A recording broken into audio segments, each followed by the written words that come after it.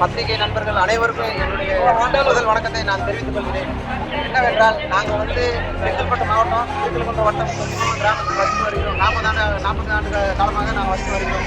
அந்த இடத்தில் நாங்கள் பற்றாக்குறையானால் எங்கள் மக்களுக்கு நிறைய குடும்பங்கள், குழந்தைகள் நிறைய பேர் ஆகிவிட்டது. அதனால் நாங்கள் இங்கே கொச்சிமோளம் கிராமம் பக்கத்தில் இருக்கிறோம். நாங்கள் ரொம்ப வருஷமாக அங்கேயே இருக்கிறோம். நாங்கள் இப்போ என்னன்னா, புதுசாக கல்யாணம் ஆகிட்டு நிறைய பசங்க குடும்பம் குட்டி ஆகிப்போச்சு. அதனால நாங்கள் பின்னாடி போயிட்டு இருக்கோம். பின்னாடி எங்களுக்குமே ஒதுக்கப்பட்ட இடம் தான். நாங்கள் பில்டிங் கட்டில் அப்பார்ட்மெண்ட் கட்டில் ஒரு கொட்டா போட்டு அங்கே வாழணும்னு ஆசைப்படுறாங்க. அந்த இடத்துல நாங்கள் எங்கள் தாத்தாவிலேருந்து முன்னோர்கள் எல்லாமே அந்த ஊரில் இருந்தவங்க, அதே இடத்துல இருந்தவங்க தான்.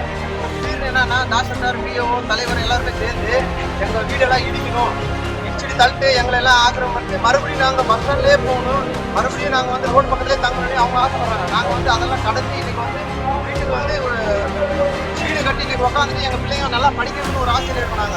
அதெல்லாம் மறுபடியும் கேஸ் பேசி தள்ளி ஒடிச்சு மறுபடியும் எங்களுக்கு பஸ் ஸ்டாண்டுக்கோ இல்லை இந்த ரோடு பக்கத்துலையோ புளியமரத்து அடியிலையோ போய் மறுபடியும் தங்க வைக்கணும்னு ஒரு நோக்கம் வந்துருச்சு. அவங்களுக்கு பக்கத்தில் இருக்க எல்லாருக்குமே ஒரு நோக்கம் வந்துருச்சு. அந்த நோக்கத்தை பத்திரிகையாளர் நண்பர்களுக்கு ஒரு வணக்கம் சொல்கிறேன்.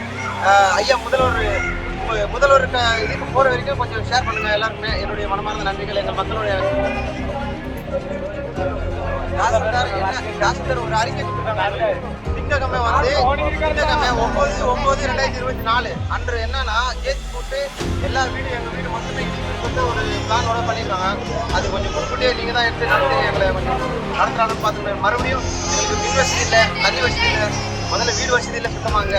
ரொம்ப காலமாக பக்கத்தில் நாங்களே உட்காந்துருக்கோம். எங்களுக்கு மின் வசதி இல்லை, தண்ணி வசதி இல்லை, வீடு வசதி இல்லை. அங்கே ரொம்ப நாளாக உட்காந்து மற்ற எல்லாருமே எங்களை ரவுண்டு கட்டி எங்கள்லேருந்தே ஒரு ஏக்கர் அவங்களே பிரித்து எடுத்துட்டு மற்ற சமூகம்லாம் அங்கே வீடு, மின் வசதி, தண்ணி வசதி எல்லா வசதியும் அவங்களே ஆக்கிரமம் பண்ணிக்கிறாங்க. எங்களுக்கு எந்த ஒரு வசதியும் வரல சார்.